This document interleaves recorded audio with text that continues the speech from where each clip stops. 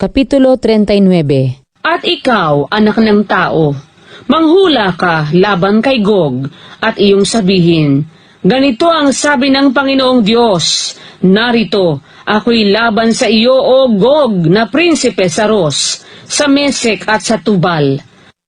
At aking ipipihit ka sa palibot, at ihahatid kita, at pasasampahin kita mula sa mga pinakahuling bahagi ng hilagaan, at aking dadalhin ka sa mga bundok ng Israel. At aking sisirain ang iyong busog sa iyong kaliwa, at aking ihuhulog ang iyong pana sa iyong kanan. Ikaw ay mabubuwal sa mga bundok ng Israel, ikaw at ang lahat mong mga pulutong, at ang mga bayan na kasama mo. Aking ibibigay ka sa mga mangdadagit na ibong sari-sari, at sa mga hayop sa parang upang lamunin ka. Ikaw ay mabubuwal sa luwal na parang, sapagkat aking sinalita, sabi ng Panginoong Diyos. At ako'y magpapasapit ng apoy sa Magog, at sa kanilang nagsisitahang tiwasay sa mga pulo, at kanilang malalaman na ako ang Panginoon.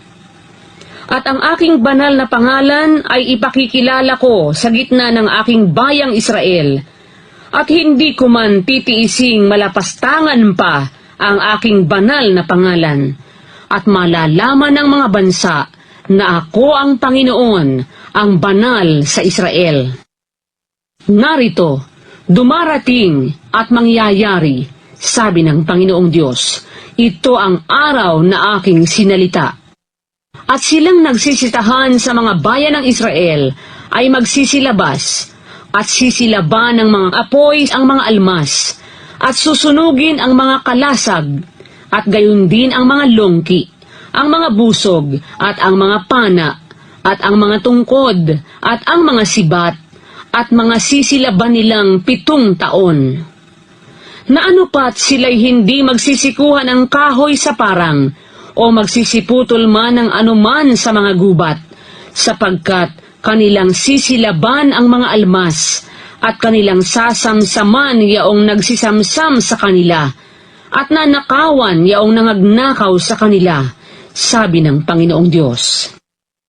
At mangyayari sa araw na yaon, na ako'y magbibigay kay Gog ng dakong pinakalibingan sa Israel, ang libis nila na nagsisidaang patungo sa silangan na ng dagat, at paglilikatan nilang daanan.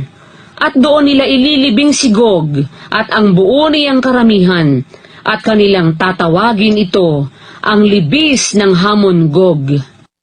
At 7 buwan na mga glilibing ang sangbahayan ni Israel, upang kanilang linisin ang lupain. Oo, sila'y mga glilibing ng buong bayan ng lupain, at magiging sa kanila'y kabantugan sa araw na ako'y luluwalhati, sabi ng Panginoong Diyos. At sila'y maghahalal ng mga lalaking magkakatungkulang palagi, na mangagdaraan sa lupain, at kasama nilang nangagdaraan, silang nangaglilibing ng nalabi sa ibabaw ng lupain upang linisin, pagkatapos ng 7 buwan ay mangagsisihanap sila.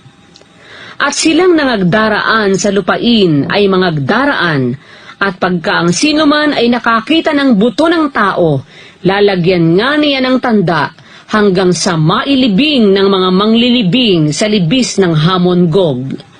At Hamona ang magiging pangalan ng bayan, ganito nila lilinisin ang lupain. At ikaw, anak ng tao, ganito ang sabi ng Panginoong Diyos, salitain mo sa sari-saring ibon, at sa lahat na hayop sa parang, magpupulong kayo, at kayo'y magsiparito, magpipisan kayo sa lahat ng dako, sa aking hain na aking inihahain sa inyo, sa malaking hain sa ibabaw ng mga bundok ng Israel, upang kayo'y mga kakain ng laman at mga kainom ng dugo.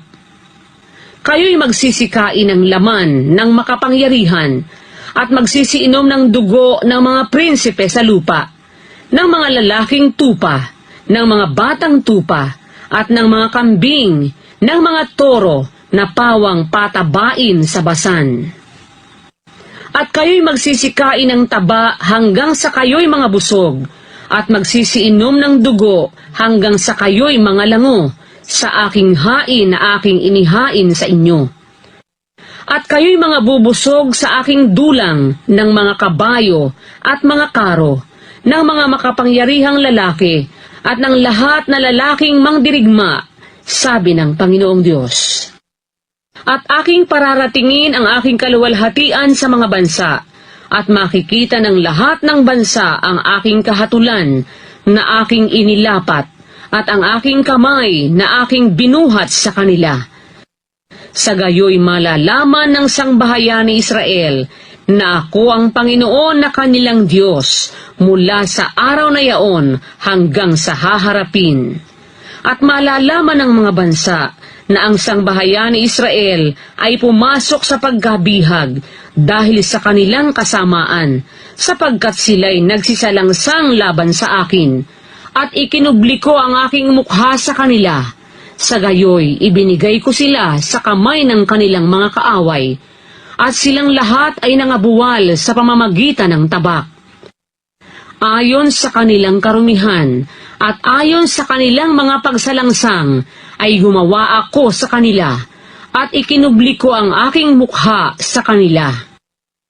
Kaya't ganito ang sabi ng Panginoong Diyos: Ngayoy aking ibabalik ang Jacob na mula sa pagkabihag, at maaawa ako sa buong sangbahayan ni Israel, at ako'y magiging mapanibughuin dahil sa aking banal na pangalan. At sila'y magtataglay ng kanilang kahihiyan at ng kanilang lahat na pagsalangsang na kanilang isinalangsang laban sa akin, pagka sila'y magsisitahang tiwasay sa kanilang lupain at walang tatakot sa kanila. Pagka sila'y aking nadala uli na mula sa mga bayan, at nangapisan na mula sa mga lupain ng kanilang mga kaaway, at ako'y inaaring banal sa kanila sa paningin ng maraming bansa.